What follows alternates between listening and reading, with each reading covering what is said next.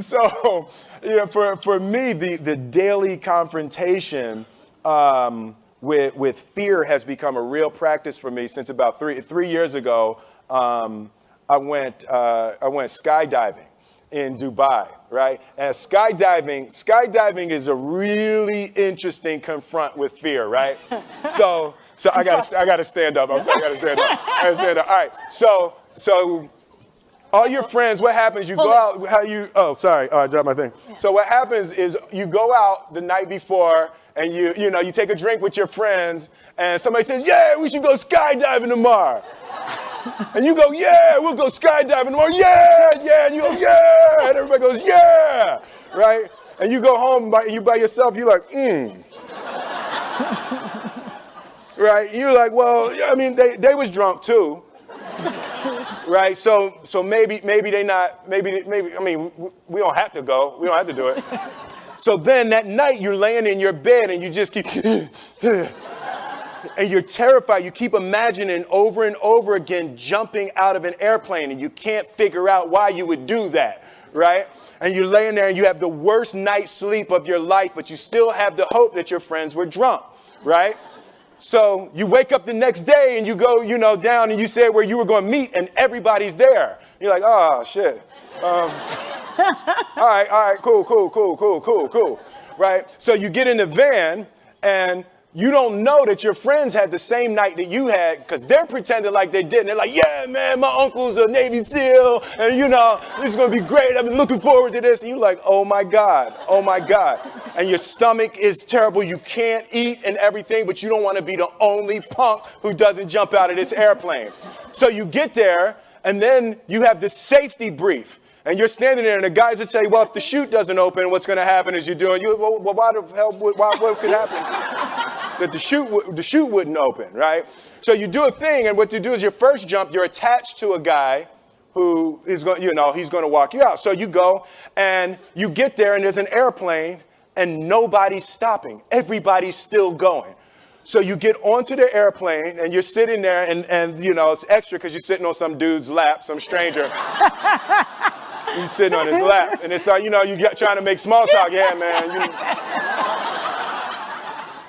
So you be jumping with people all the time, huh? Right? So, and then you just want to make sure, you got kids, right? You got people you need to see, right? You just want to make sure he's serious, right? So you get in there. So everything's normal. So you fly and you go up to 14,000 feet, and you notice there's a light. It's red. And it's yellow and green, right? So right now the light's red. So then you start thinking at some point the light's going to go green, but you don't know what's going to happen, right? And you wait and it goes yellow and the light goes green and somebody opens the door. And in that moment you realize you've never been in a freaking airplane with the door open. Right? Terror. Oh, sorry, I'm spitting. Oh, sorry. No, terror.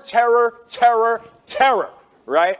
So you go, and then, if you were smart, you sat in the back so you don't go first, right? And then people start going out of the airplane.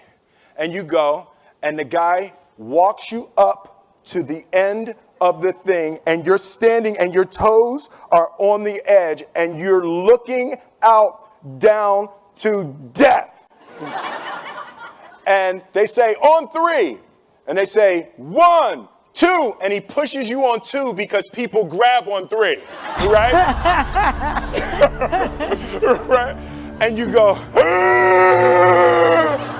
and you fall out of the airplane, and in 1 second, you realize that it's the most blissful experience of your life. You're flying, right? It doesn't feel like falling, right? It's like you actually are kind of held a little bit by the wind, and then you start falling, and there's zero fear. You realize that the point of maximum danger is the point of minimum fear.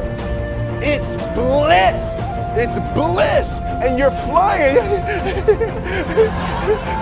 right? And you're doing that, and then 20 seconds, 25 seconds, 40 seconds, and you have enough time to just kind of be like, oh, shit, that's that building. I like that one.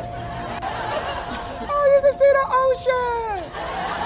right? You start doing all of that. And the lesson for me was, why were you scared in your bed the night before? What do you need that fear for? Just don't go. Why are you scared in your bed 16 hours before you jump? Why are you scared in the car? Why could you not enjoy breakfast? What did you need that? The fear is fear of what? You're nowhere even near the airplane. Everything up to the stepping out, there's actually no reason to be scared. It only just ruins your day. You don't have to jump. And then in that moment, all of a sudden, where you should be terrified is the most blissful experience of your life. And God placed the best things in life on the other side of terror.